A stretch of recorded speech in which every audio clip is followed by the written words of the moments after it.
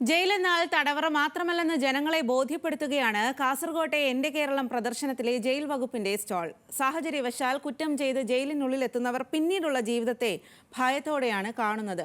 എന്നാൽ ഓരോ അന്തേവാസിയുടെയും കഴിവുകൾ തിരിച്ചറിഞ്ഞ് അവ പ്രോത്സാഹിപ്പിക്കാനുള്ള ഇടമായി ജയിലുകൾ മാറി എന്നതിന്റെ തെളിവാണ് ഈ പ്രദർശനം.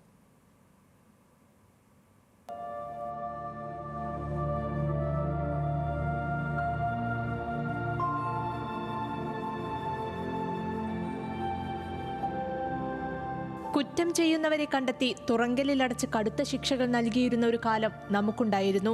കോടതി തടവു ശിക്ഷ വിധിച്ചവരെ ജയിലിനുള്ളിൽ ക്രൂരമായി മർദ്ദിച്ചിരുന്ന കാലം. എന്നാൽ ഇന്നെല്ലാം മാറി. ജയിലുകൾ കറക്ഷൻ ഹോമുകളായി. മർദ്ദനം അവസാനിച്ചു.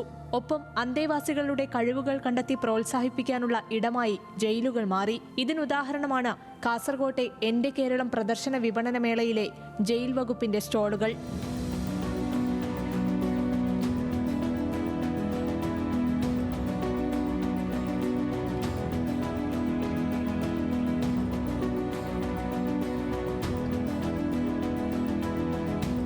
ചെറുതും വലുതുമായ നെറ്റിപ്പട്ടങ്ങൾ, വലിച്ചെറിയുന്ന ചിരട്ടകളിൽ തീർത്ത ശില്പങ്ങൾ, പേപ്പർ പേനകൾ, പൂവുകൾ, ഇങ്ങനെ അന്തേവാസികൾ നിർമ്മിച്ച വസ്തുക്കളെല്ലാം പ്രദർശനത്തിനുണ്ട്.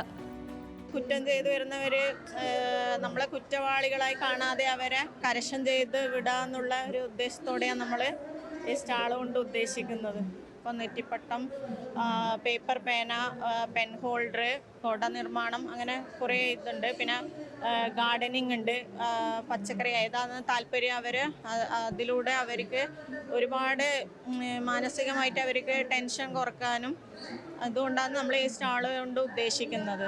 ആന്റിക് വസ്തുക്കൾക്കൊപ്പം ജയിൽ ഭൂമിയിൽ കൃഷി ചെയ്ത വിളകളും സ്റ്റാളിന്റെ ഭാഗമാണ്. കൃഷിയിൽ താല്പര്യമുള്ള അന്തേവാസികളെയാണ് ഇതിനായി ഉപയോഗിക്കുന്നത്. കൃഷിയിൽ പ്രാവീണ്യമുള്ളവർക്ക് പച്ചക്കറികൾ മറ്റുപോലെയുള്ള കൃഷികളിൽ നമ്മൾ കൊടുക്കുന്നുണ്ട്.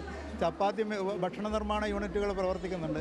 അതുകൂടാതെ തന്നെ നമ്മൾക്ക് പിന്നെ ഇങ്ങനെയുള്ള കലാപരമായ കഴിവുകൾ പ്രോത്സാഹിപ്പിക്കുന്നതിനായിട്ട് നമുക്ക് ഇങ്ങനെയുള്ള ഡ്രാഫ്റ്റിംഗ് സംവിധാനങ്ങളും ഇതുപോലെ പിന്നെ ഹാൻഡിക്രാഫ്റ്റ് സംവിധാനങ്ങളൊക്കെ നടക്കുന്നുണ്ട്.